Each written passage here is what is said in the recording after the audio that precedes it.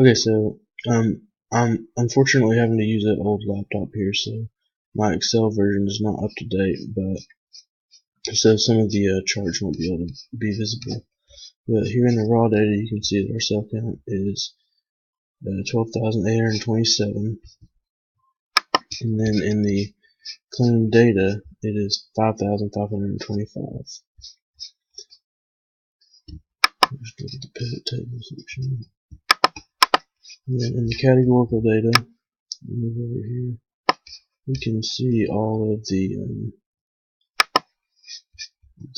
bar charts as well as circle graphs for gender, which had a mode of male, for academic classification, which had a mode of senior and median of senior, for major, which had a mode of MIS, and for high school, which had a mode of Arkansas, and for GPA, which had a mode of 2.0 to a 2.49 and a median of 2.5 to 2.99.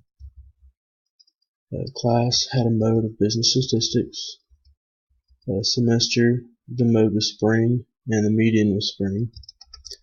And left and right handedness, the mode was right. And you can see over here the circle graphs reflecting those data.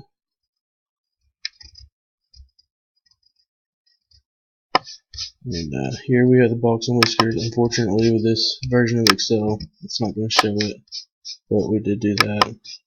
And in the numerical data, it's also not going to show the histograms, but we have our charts up there, and then the scatter plots, following with masters, bachelor's, college education, relatives, ring, height, age, and year.